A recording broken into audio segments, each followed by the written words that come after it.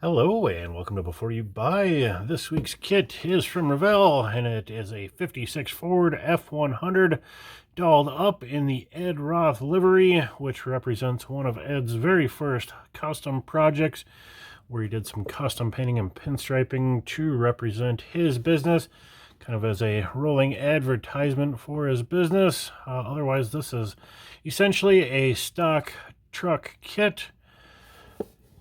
This kit comes from 2012. There was an earlier 2002 Ed Roth release. But again, this is 120 parts molded in white on the end. Skill level 3, 1/25th scale, and a part number of 854914. And around on the back cover, showing that Ford V8 engine. And some more of the decals and the opening door featured of this kit.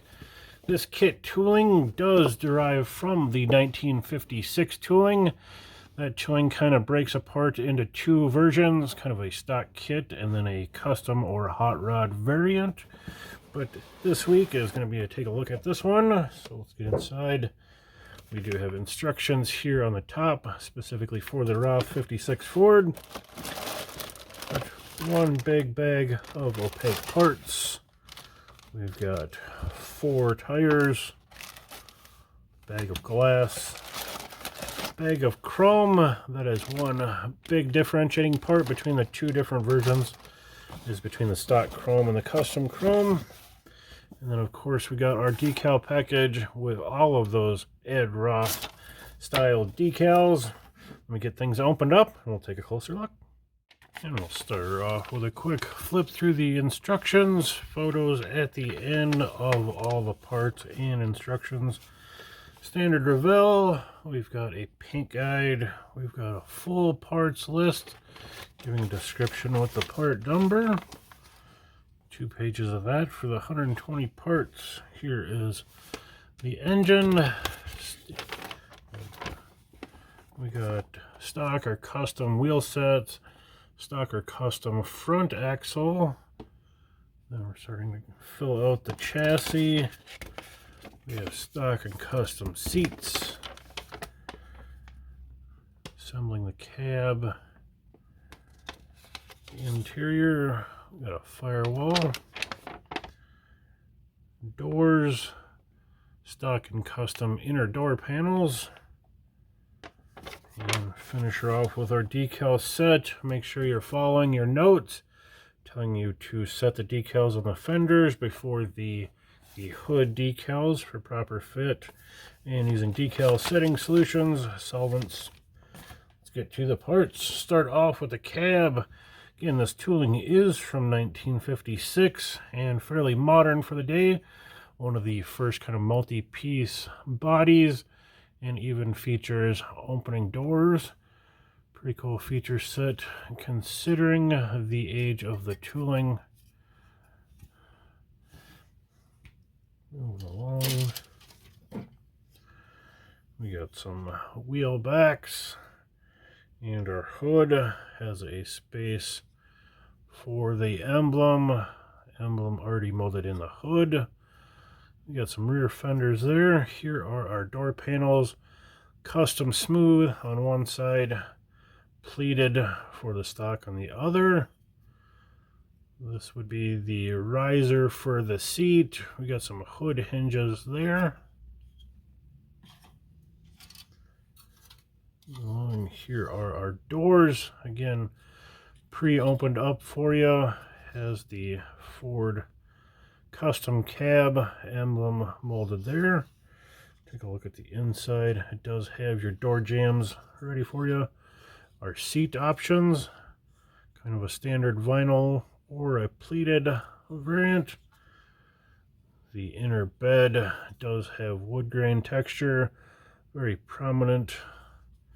And then we do have some inner fenders with a few little molding details. And here we have a firewall and dash combo. Certainly unique to modern days, but it's how they were getting by with the single molded cab starting out. There we have a frame with the floor pan molded in. One unit creates a nice stable base for you. A couple exhaust pipes there. Rolling along, we've got separate running boards. We got shocks front and back. There's your hinges for your door. Here is our engine, kind of an upper and lower half with oil pan, exhaust manifolds, intake manifold, heads, separate manual transmission, some pulleys, front cover. Got a nicely detailed separate radiator, dual exhaust and mufflers. Looks like some steering components. Maybe a couple of pedals there. Radiator hose, steering linkage, maybe a battery box. There's our rear end drive shaft combo. Another small part. There's the other half of the rear end. Looks like a nicely molded steering wheel. Some more steering linkage parts. Lots of detail, again considering the age of the tooling. There we have the underside of the tonneau cover. I do believe that's what that is.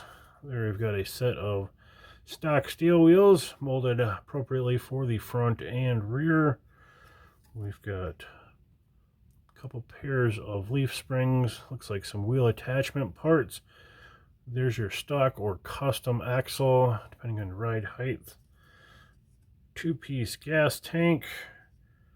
Our Ford tailgate.